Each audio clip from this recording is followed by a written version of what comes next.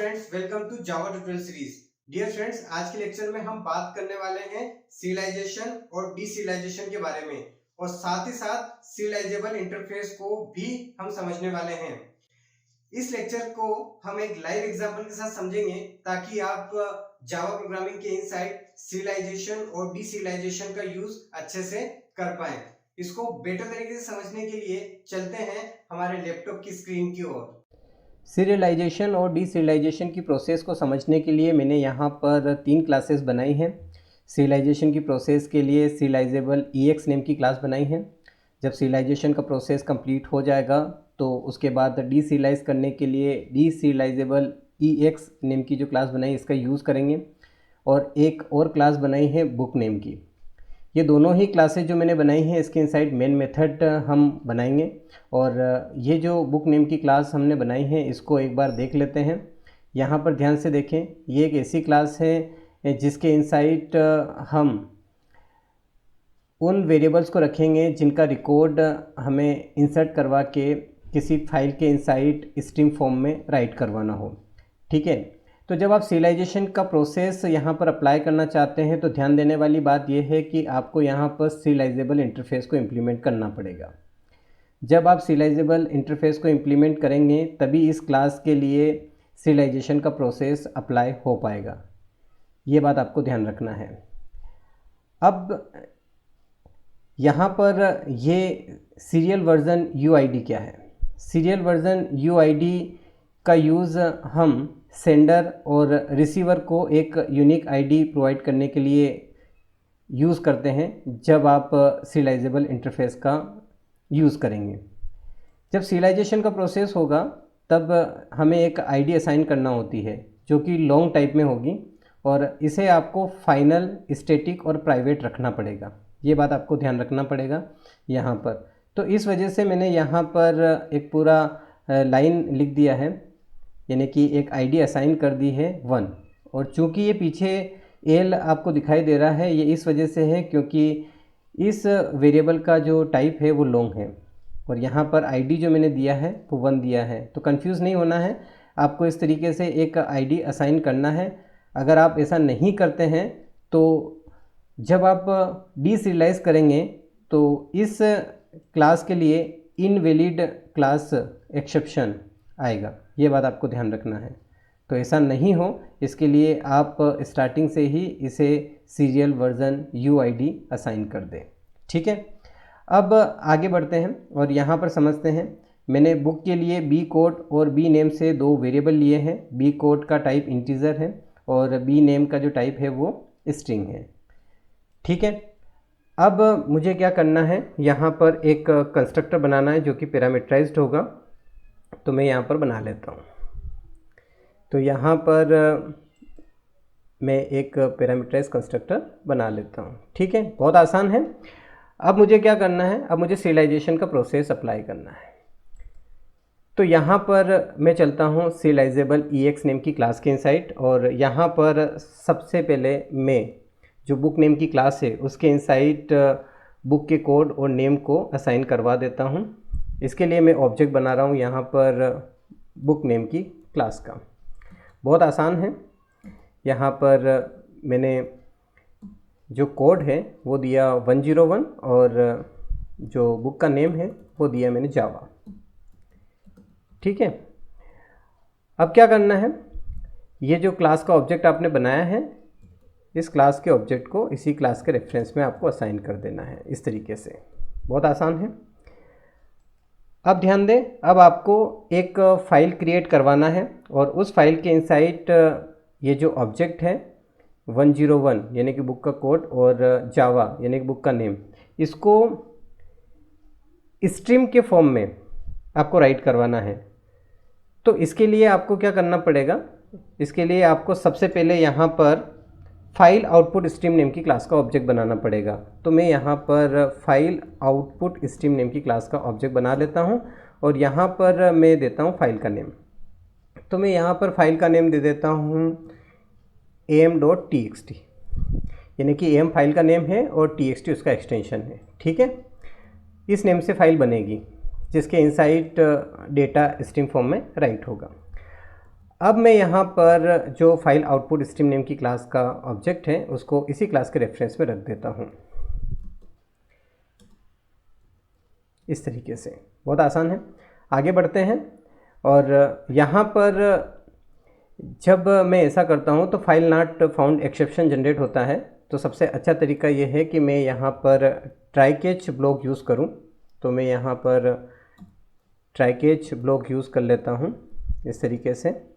और इसके अलावा भी कोई अदर एक्सेप्शन आ सकती है। तो सबसे अच्छा तरीका ये है कि मैं यहाँ पर एक्सेप्शन क्लास का रेफरेंस रख दूँ, क्योंकि रन टाइम पर जितनी भी एक्सेप्शन आती हैं उन सारी क्लासेस का जो पेरेंट होता है वो एक्सेप्शन ही होता है।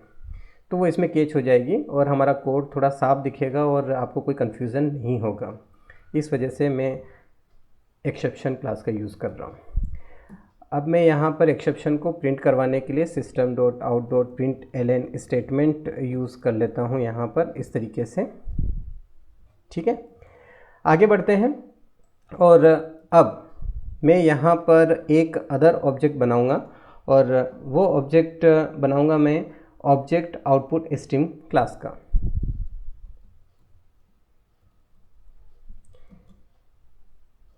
और यहाँ पर मैं फाइल आउटपुट स्ट्रीम क्लास के ऑब्जेक्ट को पास कर दूंगा इस तरीके से। बहुत आसान है। और इसके बाद मैं इसी क्लास के रेफरेंस में इसे असाइन कर दूंगा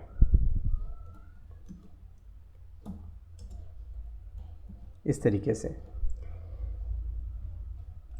अब क्या करना है, अब मुझे ऑब्जेक्ट आउटपुट स्ट्रीम नेम की क्लास के इनसाइड जो राइट ऑब्जेक्ट नेम का मेथड है उसे कॉल करना है इस तरीके से। और यहाँ पर ये जो बुक नेम की क्लास का ऑब्जेक्ट मैंने बनाया है इसके ऑब्जेक्ट को पास कर देना है, क्योंकि इसी क्लास के इनसाइड के डेटा को मुझे स्ट्रीम के फॉर्म में राइट करवाना है m.txt फाइल के इनसाइड। ठीक है, अब मुझे क्या करना है, जो स्ट्रीम है उसको क्लोज करना है, यानी कि स्ट्रीम को मुझे क्लोज करना है, यानी कि जो फाइल आउटपुट स्ट्रीम नेम की जो क्लास है उसे मुझे क्लोज करना है। इससे क्या होगा कि जो भी स्ट्रीम फॉर्म में डेटा राइट होगा m.txt फाइल के इनसाइड वो सेव हो जाएगा। ठीक है, अब मुझे यहाँ पर एक मैसेज प्रिंट करवा देना है ताकि मुझे पता चल सके कि मेरा जो डेटा है वो स्ट्रीम फॉर्म में राइट हो चुका है।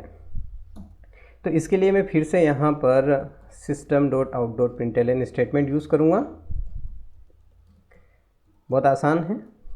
और यहाँ पर मैं मैसेज दे देता हूँ टास्क कंप्लीटेड। चलिए, अब सीरियलाइजेशन का प्रोसेस तो हमारा कंप्लीट हो गया है। अब हम इसे रन करके चेक करते हैं।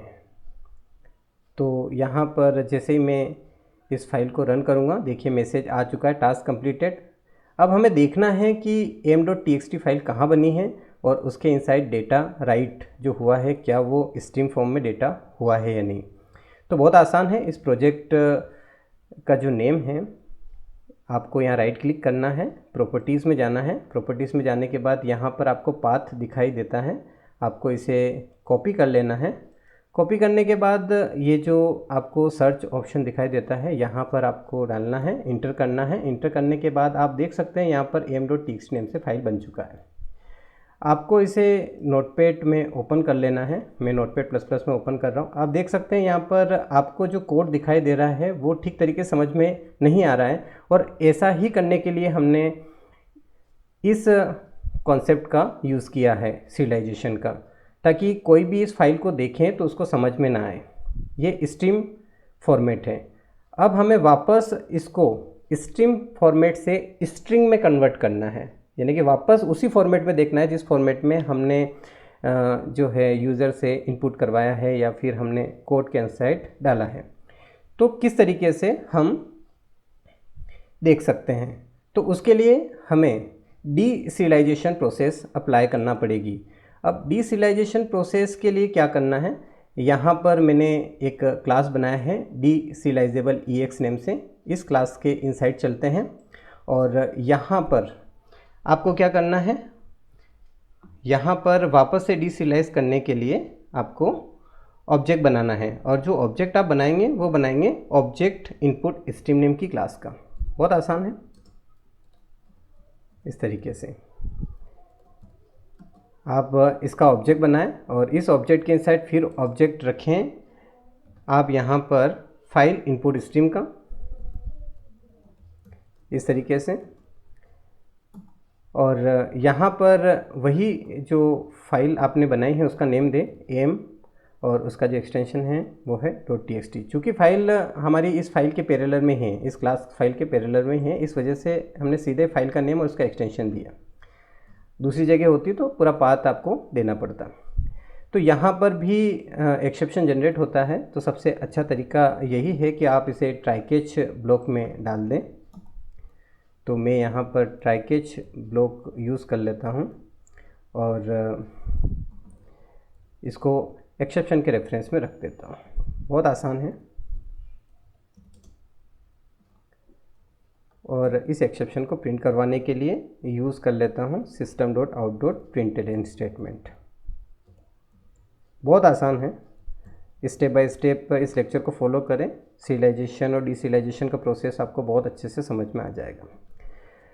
आगे बढ़ते हैं, और ये जो ऑब्जेक्ट आपने बनाया है आपको इसी के रेफरेंस में इसको असाइन करना है, ठीक है।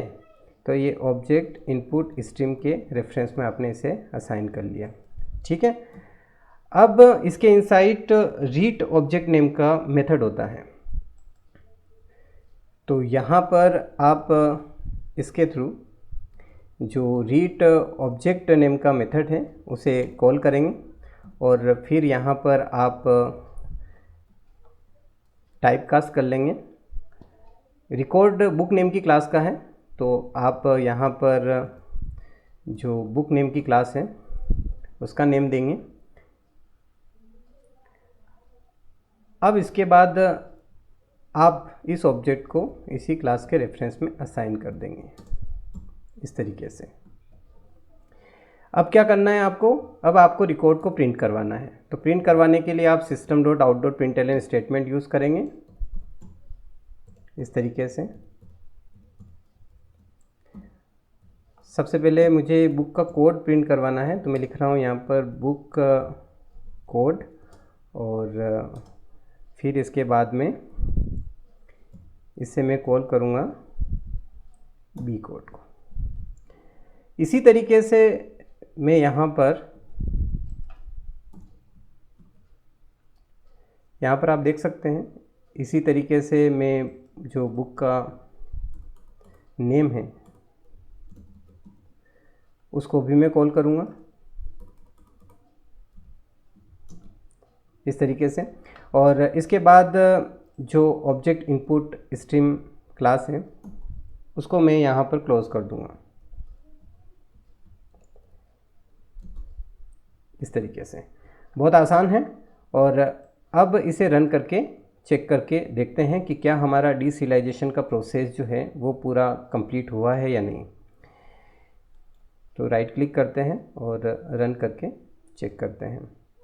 देखिए हमने रन किया और हमें आउटपुट मिल चुका है। जिस फॉर्मेट में हमने रिकॉर्ड को इंसर्ट करवाया था और फाइल के इनसाइड राइट हुआ था स्ट्रीम फॉर्मेट में, जो हमें समझ में नहीं आया था, इस फॉर्मेट में इंसर्ट करवाया था और इसी फॉर्मेट में हमने वापस इसको कंसोल पर डिस्प्ले करवा दिया है। तो डियर फ्रेंड्स, ये था सीरियलाइजेशन और डीसीरियलाइजेशन प्रोसेस का एग्जाम्पल। आई होप कि आपको ये लेक्चर बहुत अच्छे से समझ में आया होगा। मिलते हैं ऐसे ही अच्छे लेक्चर्स के साथ, तब तक के लिए बाय बाय।